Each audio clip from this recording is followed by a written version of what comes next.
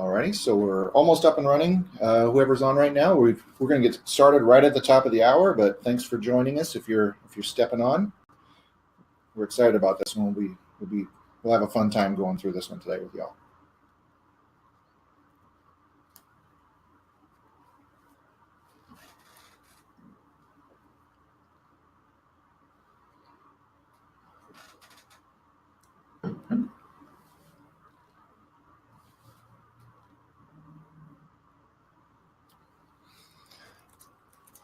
All right, everybody, welcome to our third Solutionar. My name is Chris Patterson. I'm the Director of Business Solutions here at Food Services of America in Spokane, Washington. This Solutionar is part of what we call our Food Services of America Business Advantage Series.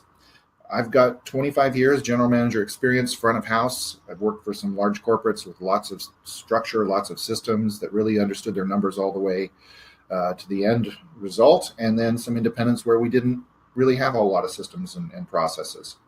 Got the opportunity to work in Spokane and Seattle and LA, and then have now been consulting at Food Services of America for the last 8 years. And with me today, my partner, Chef Alexa, sitting right next to me. Good morning, everybody. It's great to be here. Nice to see some folks gathered around for our Solutionar today. I'm the corporate chef here at FSA in Spokane, and similar to Chris, my background is about 25 years in the food service industry, mostly on the other side of the past shelf, though, from Chris. Back of the house is definitely my forte, or my comfort zone, so to speak.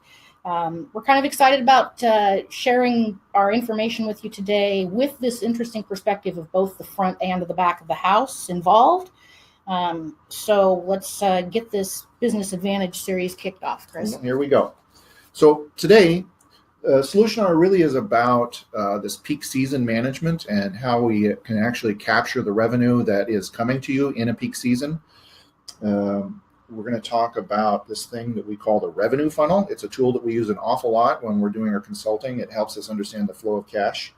We're going to talk about the 80-20 rule and how to ensure your energies are spent on things that matter and things that have an impact.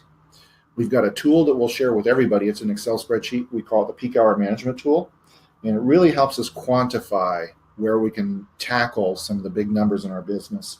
And lastly, we're going to talk about a few of the common choke points, the roadblocks that get in the way of us capturing this money. Because there's certainly a few of those in our industry. Yes, of course.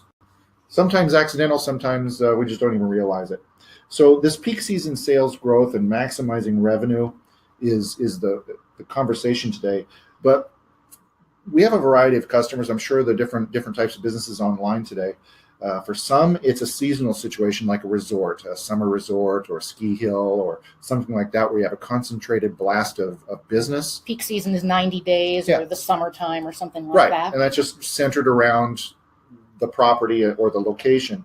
For others, I'm going to go air quotes, the season could be a regular business, a regular restaurant that has some pretty stable business, and could be Friday night. If you do the vast majority of your business on a Friday night, that's your season. So those 52 Fridays add up to my season that I really want to address as the most important period. Yeah, and you have to nail it. You only get 52 shots at making the money when you can make it. So one of the things that Chris alluded to there was peak hour management. And when we think about our industry, there's not a heck of a lot of people that don't work more than full-time in our industry. As owners, managers, and chefs, sometimes it's 60, 70 hours a week. And, from experience, I know it's impossible to be at 100% and be in top gear that many hours a week. So really, you've got to pick and choose when you're going to use all your energy and make sure that your team and your restaurant is 100% focused. And those peak hours and intentionally managing those peak hours is really what we're talking about focusing on today. And honestly, if you focus on those peak hours, you can take a little bit of a breath on some of those other times of the day or times of your year. Right. It's the idea of fish when the fish are biting, and you really can't do much about those other times. So just manage when it really truly does matter. Mm-hmm. So let's start off with a poll question. We want to get to know you right now. For you, is question is, are you a hyper seasonal location, meaning that 90 days of summer or 60 days of ski season or whatever, however that peak season is for you?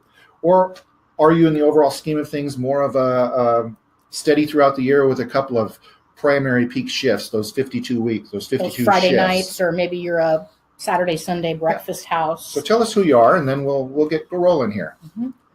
So what I really want to start talking about, and it's kind of funny, this thing we call the revenue funnel.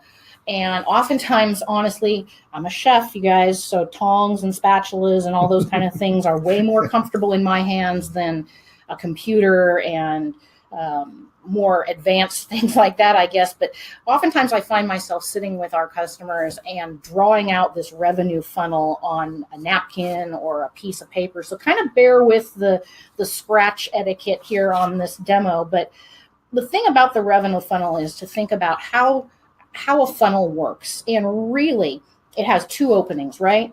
The top opening and the bottom opening, they have a specific job to do. The top opening is larger than the bottom opening for a reason.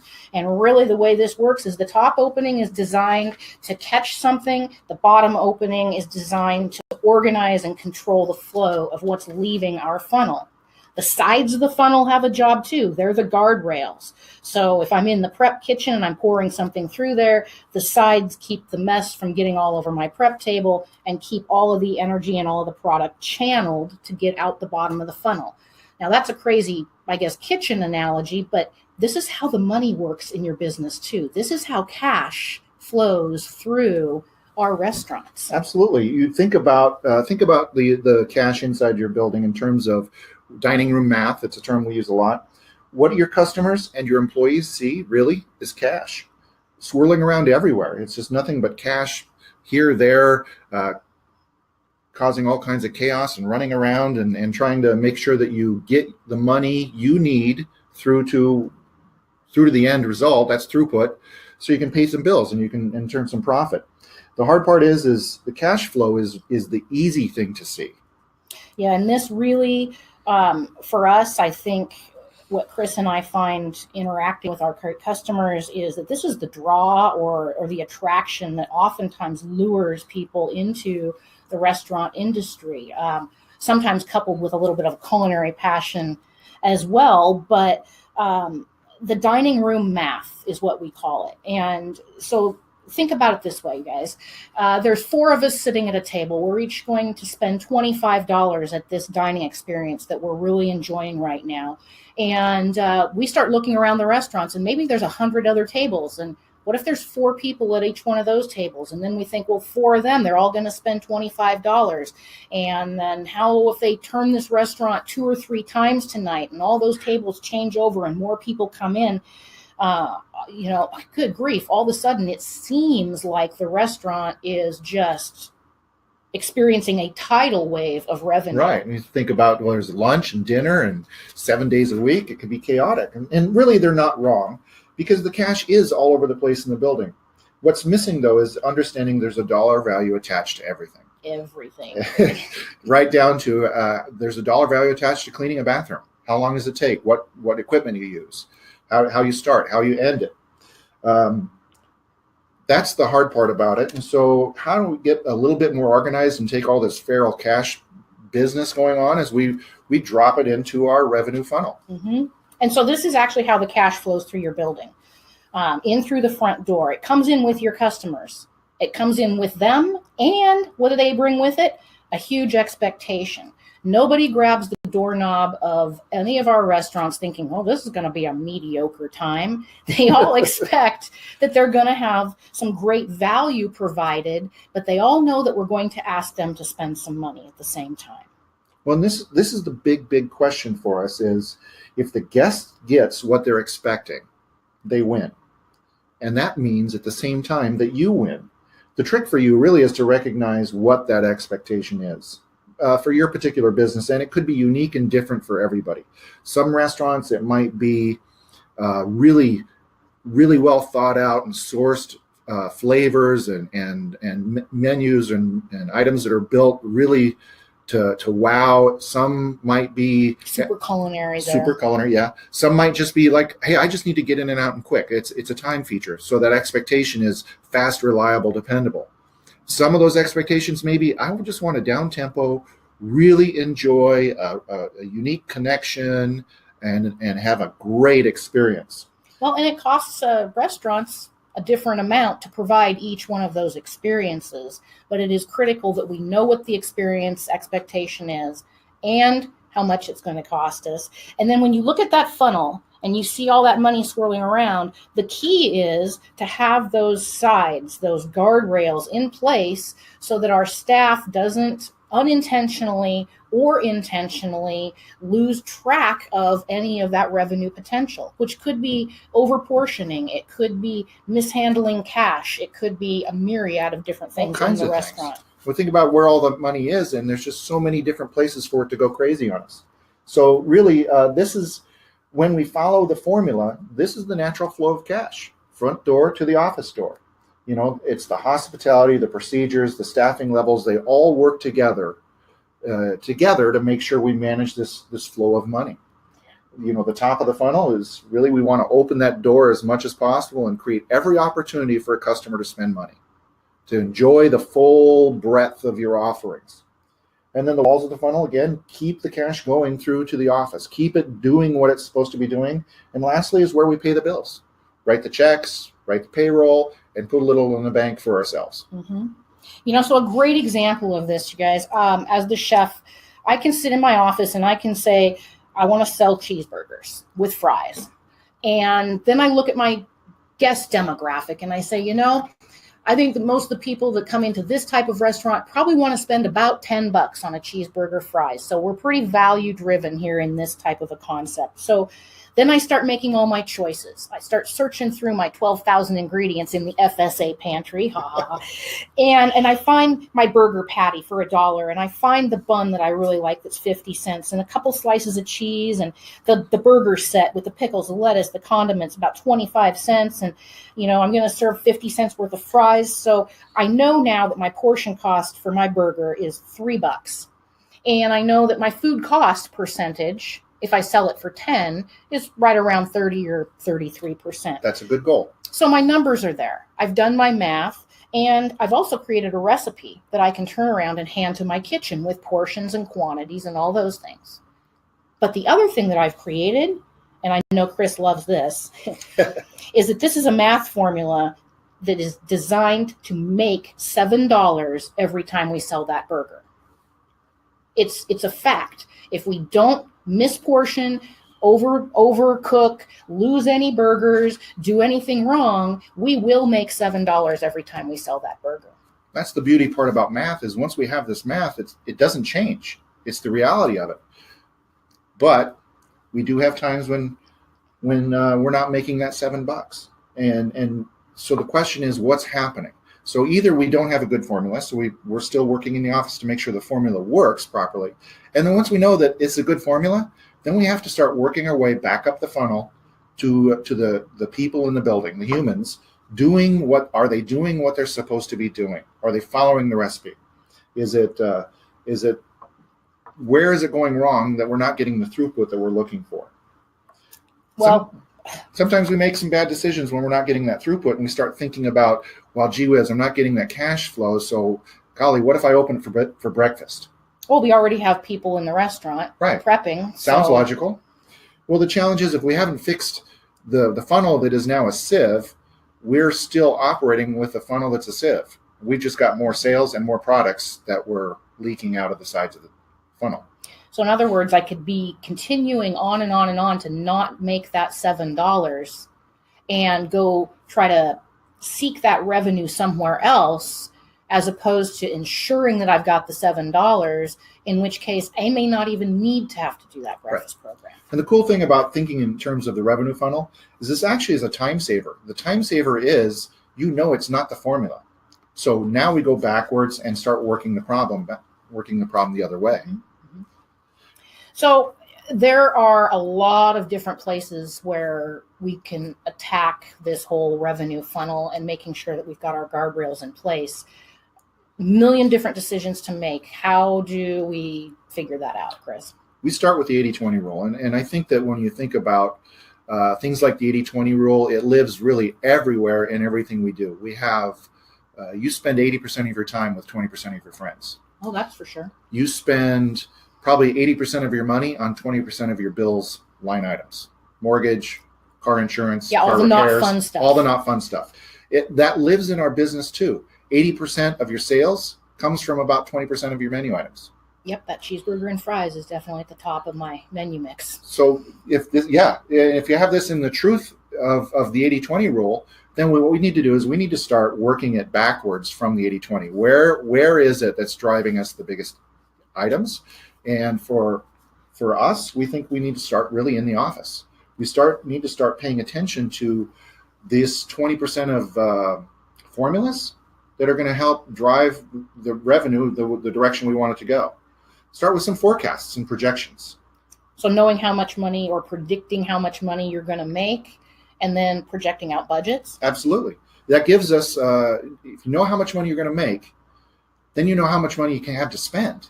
And we can start planning it out that way. And those tools are available on our YouTube page from the Correct. previous Solutionar too. So if any of you want to take a look at any of the forecasting tools for budgeting or the labor or food cost tools, those are out there. We can certainly help you get them. That'd be a lot of fun. It's really watch the video. It'll tell you how to use it, and then contact us and we'll get it to you. Mm-hmm. And then for me, this menu engineering and recipe accuracy really go hand in hand, because if I know that my cheeseburger is going to be in the top 20% or the top mover, then I've got to make sure that it's profitable. I've got to make sure it's on the menu in a place where people gravitate to it or see it or can order it very easily, so that they look at things that are more profitable first. And then I've just got to make sure that my team is doing it accurately over and over again when our guests choose that, to ensure that. Right. And then after that, you got to make sure you're doing the portion control properly. Oh, yeah, that big handful of French fries isn't 50 cents, is it? No, it isn't. My hands are much bigger than yours. But that's one of those, let's call them a multiplier. If you're not doing the portion properly, over time, that incorrect portion of French fries or cheese on a pizza or whatever it is going to balloon into a massive number. For a pizza shop, 1 ounce portion of cheese over portion can be tens of thousands of dollars a year. It's ridiculous how fast that little bit that seems like nothing to our employees adds up at the end. It's frightening. Yeah. Of the year. And that's, again, when money's going not out the side of the funnel. Mm-hmm. So planning, timing plan for labor. When do I bring people in? Making sure we're doing it deliberately. We have the right amount of people to cover the right amount of business. And that was also in one of the previous Solutionars, talking about the peaks of your day-to-day business. And then lastly is scheduling labor to a budget, making sure that we're starting off with a good number in the first place. Right. Is if you don't cost it out, it will tend to creep up over what you maybe thought it was going to be. Labor always gets the creeps. So Chris is going to go ahead and bring up this peak hour management tool that we've been alluding to. It's a pretty cool spreadsheet. When I look back at our first poll, it looks like about 2/3 to 70% are the steady through the year type of business. So the majority of the folks that are listening are looking at, like, I've got a busy Friday night every Friday. Okay. So we're talking about the 52 weeks. Yeah. The reason that I'm mentioning that, everybody, is because when Chris brings up the spreadsheet that loads, it's going to show us several different options on that tab. So while I'm loading that, let's do another poll question, Alexa. Okay. So let's think about this for just a second. What do you all consider your largest opportunity right now to grow your revenue in your restaurant? Do you feel like it is setting measurable goals and improving your average check? In other words, upselling and making sure that each person spends more money? Is it tracking and managing those table turn times? Is it supporting your peak season duration, which means extending your rush? So if you're busy every Friday night, are you busy an extra half an hour on the end or on the beginning?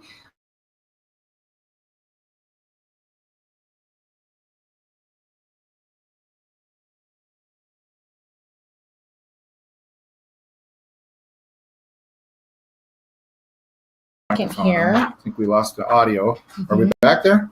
Nope, not quite. I don't have the spreadsheet yet. Okay. We're still looking for that. But so it actually, and I'm not really surprised, everybody, average check is the most common thing that Chris and I hear. The need for upselling, trying to get our front of house sales team to understand the nature of sales. And we're certainly not suggesting that everybody goes out there as a pushy used car type salesman. And, do you want bacon with that? Do you want bacon with that? Do you want bacon with that? But the intentional, thoughtful upsell, I think, is something that is most desired in our industry. We've got a couple people that are looking at growing their duration and some that are maximizing seating. Well, we'll touch on all of it. So this is what we call the peak hour management worksheet. You'll get it at the end of the Solutionar, available as a download. And so I'm going to give you a real quick tour. So for the seasonal, super seasonal businesses, we have 3 tabs. We've got a baseline tab, which has gives us our starting point. Then we go over here. So everybody fills that one out. Exactly. Correct? Everybody fills that one out. The far right tab is your peak season, and then you could scroll down a little bit. And you decide how many days are in your season. So if it was 90, and then that would give us the factors, or the basically the annual. Let's do the annual, since the majority of people listening today are in that group of the busy Friday night or the weekend, whatever it might be. So let's talk about a typical. Let's just go to like a basic baseline. This really is a demo and an example. Talk about Alexa's dining room. We were doing dining room math. She was saying she was going to spend $25 per person. Mm-hmm. So let's go $25. Each of the 4 yellow boxes is going to produce a variable. And so what we'll do right now is we'll demonstrate each variable, but it gets really fun when you start layering in your actual information with all 4 of your variables for your restaurant. But we'll just demonstrate each one. It's like going down to the casino and doing the slot machine and seeing multipliers. And actually winning. A lot of fun. And actually winning. Okay, so table use. Let's think in terms of a table turn and a typical full service. Maybe let's say go an hour. An hour. That's pretty standard that a lot of our customers shoot for. If it's a Friday night, let's say 2 hours? Yeah, we're full for 2 hours. From 7 to 9 o'clock, right. Let's just say. We have 100? Well, let's say we have like 110 seats, but realistically, let's talk about realistically. That the host isn't always putting a deuce in a deuce? Right, or there is a party of 3 taking up, and they're sitting at a 4 top. So let's just say 100. These are the numbers that you need to try to factor and understand inside your building. So it's important to know that that's actually people or covers, not how many seats you Correct. have, because an empty seat does not usually have a wallet. It doesn't generate a lot of revenue, Mm-hmm. no. So peak hour for 1 hour is $2,500. We got 1 table turn an hour. And so for those 2 hours of business, our building has the potential to generate $5,000 in revenue. And that means my kitchen needs to be prepared to do $2,500 an hour. Absolutely. In volume. Yeah. And so does the front of the house out there, Mr. Front of House guy. Yeah, that's right. Everybody's got to have their head in the game. So let me get everything to square here. Okay, so you just go in, you put the same numbers in, and then you can start tweaking them to see where the differences are, right? Exactly. So the first on the poll question, the first one was average check. And it's usually the place that everybody looks. So what if we sell one more beer to the table, and a beer is $5? There's 4 people at the table. We only get one more. So maybe we go $1.25. Is that? Let's go $1.50. $1.50. Okay. So if we figure out how to get $1.50. Yeah, we figured out $1.50. Now, and you can do all kinds of different fun things with that, and come up with a special menu that helps you raise the check during those 2 hours, whatever that is. So the only thing we've changed is we've added $1.50. So by the end of the shift, we've increased our revenue $300. But this is an annual, so we're talking about 52 Fridays. Right. So at the end of the year, what's the value of $1.50? $15,600 for 2 hours worth of management and leadership. Yeah. And upselling with confidence. Really, truly, is what that comes down to. Pretty good impact. Okay. So we'll reset that back to 25 because we want to show you how these multipliers actually interact. So we're going to attack the table turn variable next. Right. So think in terms of, now this is where it's really, the first one is behavior. The second one is all behavior. Are we pre-bussing the table? Are we clearing and setting? How long does it take to reset the table? How many times do we give our guests just a couple more minutes to make a decision with the menu so they can put it down and not make a decision, and then we can come back and try to get the decision and give them a couple more again? minutes? or you know what, is the menu engineered for speed, or are we selling the right items? Mm-hmm. So let's say, what's the value of just 3 minutes? That shouldn't be that hard to glean. No, let's just knock it down by 3 minutes. Same 2 hours, peak period, same $25 average check. We've just increased $263 for the shift. That's $13,600 by watching for 3 minutes by on Friday night. 3 minutes in 2 hours. Mm-hmm. This is important stuff. This is really important stuff. It's interesting because this is one of the variables that we find that corporate restaurants, which historically have a higher profit margin, tend to really focus in on. And yet a lot of our independent operators, when it comes down to it, we've had operators that have literally argued with us and with themselves about time frames of, well, our guests are here for an hour. No, they're here for an hour and 20 minutes. No, they're here for 50 minutes. No, they're here for an hour and a half. Literally 30 minutes worth of difference in perception of how long the guest experience is. The table turn really, and knowing how long that is what guarantees the guest experience is going to be great in the minimal amount of time we need to get the job done without degrading the guest experience. We all can generally pretty much figure out what the average check is. We get that. But this table turn is such an important number. Let's go the other side really quickly and say, we're not turning tables. We're not turning tables very quickly.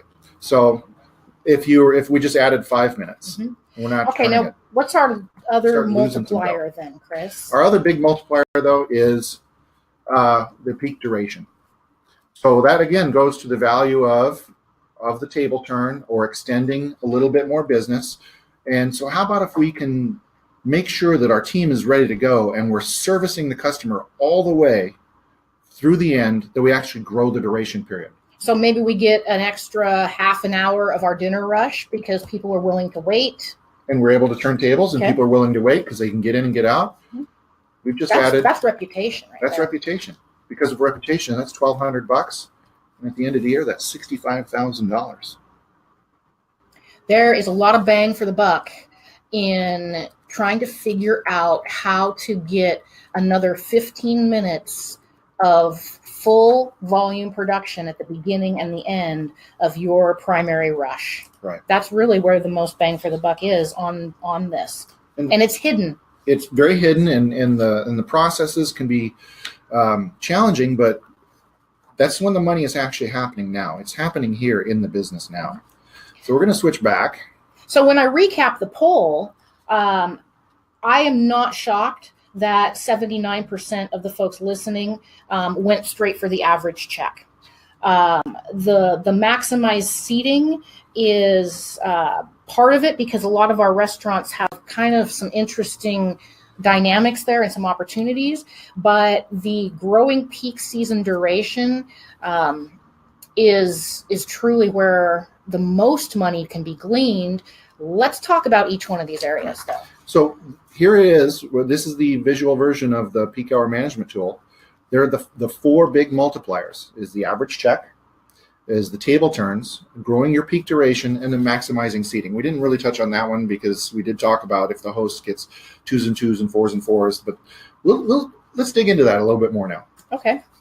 So average check improvement, that's usually what's foremost in everybody's mind. Let's talk about that first. The first roadblock really is not having a goal for each server and each customer. So how do you start with a goal? Think about your business and think about who's experiencing the full menu and services of your business. What is that target for a first round beverage? What is it for an appetizer, an entree, second round beverage, desserts, and maybe a final beverage? if somebody was fully enjoying your restaurant and getting all that stuff, what is that number per person? What should it be? And then making sure your team understands that's a standard. That's the goal for us to get to. Mm-hmm. And that's a fair goal to know. And if you want to improve your average check, A, know where we're at, and B, know where you want to go. And C, make sure the team understands.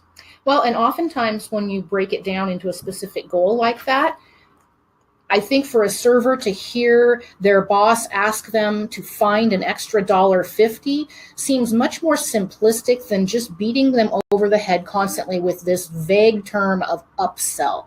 I think upsell sometimes feels pushy or different to the front of the house, and so they just don't do it. And it leaves our operators frustrated with missing out on that $1.50 that really isn't that hard if the experience is going well to ask our customers. Interesting, Dick. There's an actual a good reason, a psychological reason why our servers avoid that. So it's another hidden roadblock. Yes. It's the word no, Chris. Think about that. How many times have you, as a kid, heard the word no? Well, I heard it a lot. But honestly, think about this. The word no, what does it mean? It means stop doing whatever it is you're doing. And yet we ask our servers, who are just as human beings as much as all the rest of us, to go out there, interact with other human beings, hear the word no, because in sales, you hear no more than you hear yes. That's natural. But asking them to hear that word no and not stop selling is counterintuitive.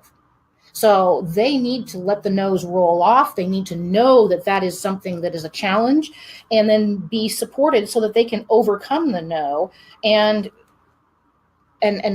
really get around that negative feeling. I think there's a secret way to do that, Chris, and that's because I'm a chef, and I think it's by talking about flavors. That is, it's an innocent way to get around that. And for the example here is, if I'm going to unconsciously tell my server what flavors I like, and I'm going to do it typically probably right around the first beverage. So if I order my server, if I order a vodka cran, I literally just delivered 3 opportunities and obvious experience opportunities for him or her to interact with me. 2 of them are very obvious, and we usually get that. Vodka cran, okay, would you like Belvedere or Sky or the Well? It's going to be Belvedere. Yeah, I like my Belvedere. Or a double. Those are the 2 obvious ones that everybody always gets. But there's one that we typically miss. What did I just tell my server, Alexa? Well, the chef in me heard you order something that was sweet and tart. Now, you're also ordering vodka, which I don't think has much flavor, but you upgraded to a better flavor. So that was a success right there. But the sweet tart nature of that drink tells me that you look for things that are sweet or tart when you go out to eat. The human palate only detects 5 different flavors. No matter what I cook, ingredients, techniques, all of it, it comes down to sweet, salty, bitter, spicy, and this weird umami kind of a thing that goes on out there. Food.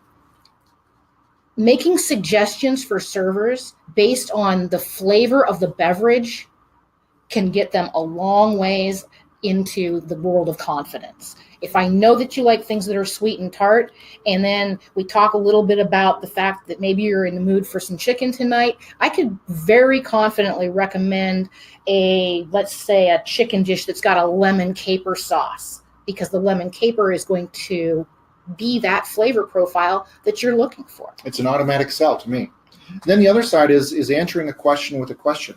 As salespeople, our instinct is to say yes. Our instinct is to hear a question, solve the problem. I'll get it for you right away. The challenge is sometimes the question is a trick question. What's good here? Yeah. When somebody asks what's good here and they're sitting in your dining room, I hate to break the news to everybody out there, but they're not asking what's good in your restaurant.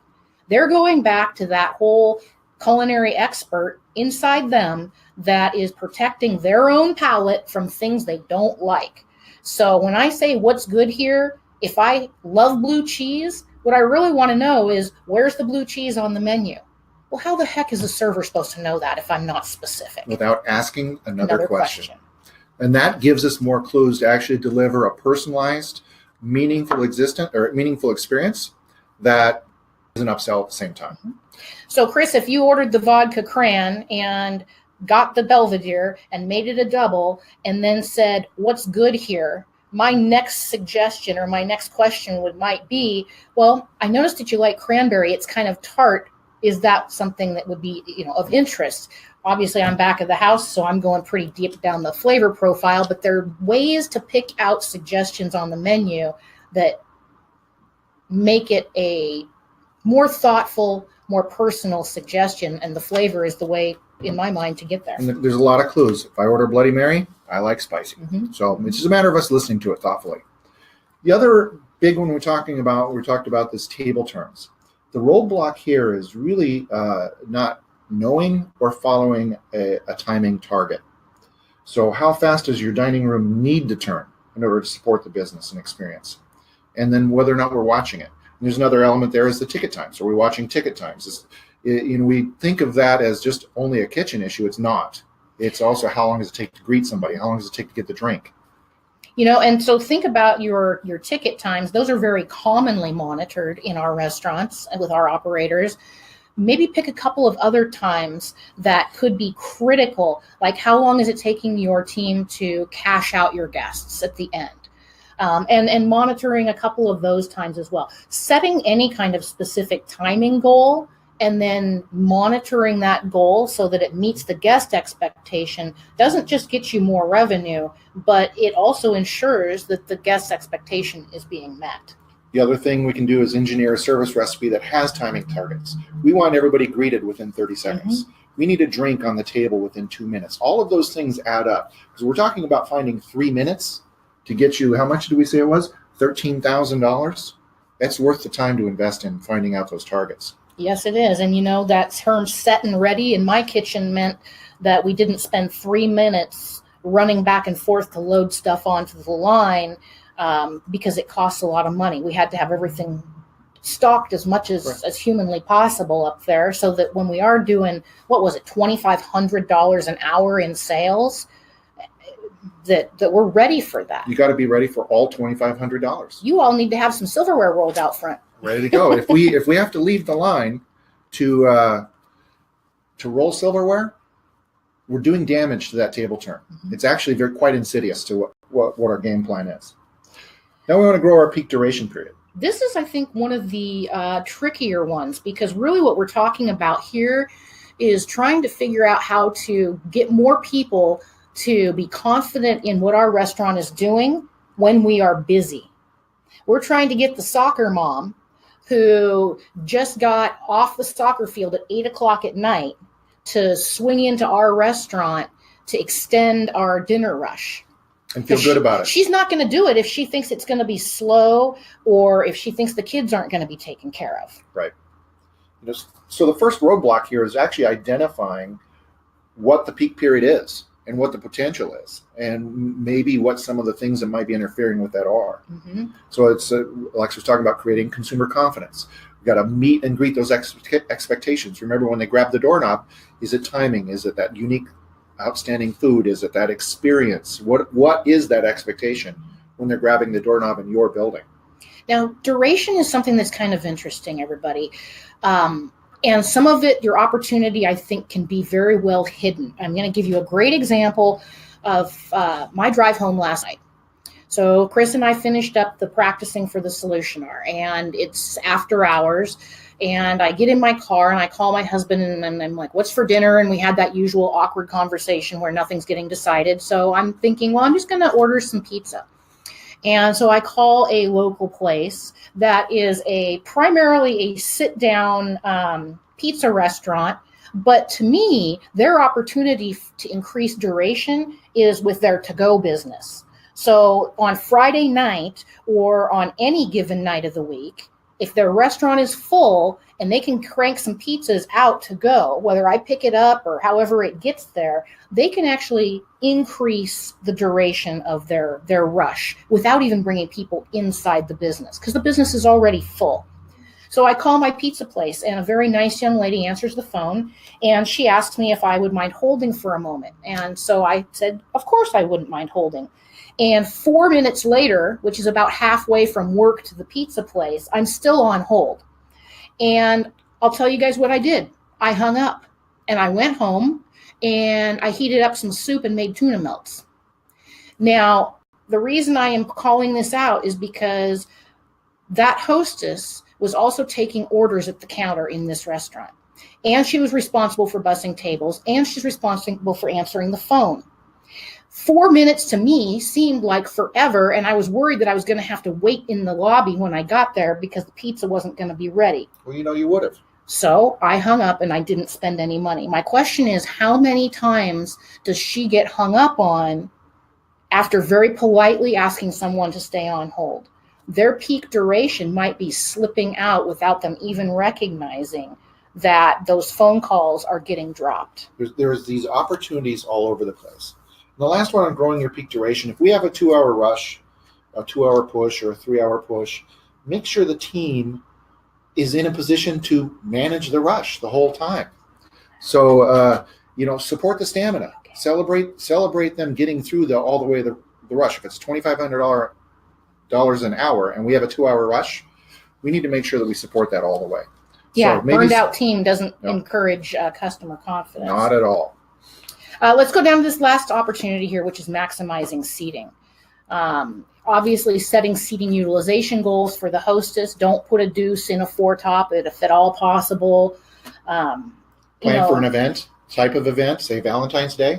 Heck yeah, if you've got a whole restaurant full of 4-tops and 6-tops, it might be worth putting those out in the garage and renting deuces and changing your floor plan for the night just so you don't have a bunch of couples sitting at 6-top tables on Valentine's Day. Be nimble with seasonal sections and situations. So we all know that the patio opens or closes a certain time of year, but if we're having an early spring, you should be opening that patio early to capture the business. And be prepared. Yeah. Absolutely.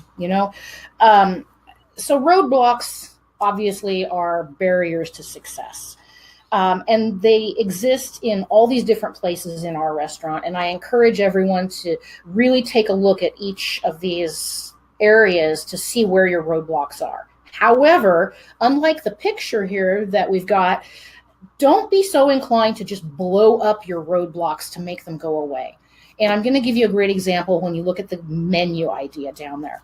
Some of our operators have really big menus. It's part of their brand. It's what they offer. Their guests love it, and it's not going to go away anytime soon. That's okay. That can be a roadblock to a lot of things. It slows down the decision-making process. It slows down the table turn time. It slows down the production time. It increases the training time required in the back of the house and the front of the house. However, it's a significant foundation of the brand. So what you need to do is talk about realistically how to help sell the menu, even though it's a little bit large. Making suggestions, have some workarounds for some roadblocks, as opposed to just being inclined to think you have to blow them up. And read the table. The other thing to think about if you're having a peak event or a community fair or festival is a festival menu that's built for speed and still represents a good brand. And I promise you guys and gals, if you make a festival menu and it's extremely limited, the one guy that comes in every Tuesday and sits at the corner of the bar for a Reuben and a Diet Coke probably isn't going to come around during whatever weekend or whatever the festival is anyway. So if you take the Reuben off the menu for that day and focus on something else, you're probably still okay. Right. It's about the revenue funnel on that side. So we're going to start wrapping this up. We think about in terms of peak hour efficiency. The top of the funnel really is about making it easy for your customer to do business with you and get that experience when they're grabbing the doorknob, recognizing the potential of the business that's available and building the structure to assist the flow of revenue. Use that peak hour management tool to help identify the opportunities out there. Well, and then the bottom of that funnel, remember, that's where we summarize everything. That's where we have formulas, recipes, and all these other things that become the sides of the funnel to help keep everything flowing really well. And if you think about it that way and get those guardrails in place, then that $7 burger recipe actually is a $7 guarantee formula. That's the name of the game, and that's your 80-20 right there. Mm-hmm. So we got just a couple minutes left. Let's take a couple questions. What do we got going, Alexa? Let me see here. We have one question here. Can this tool work for a counter service restaurant? Because we did full service. Right. So how would you use or how would you tweak the tool for counter service?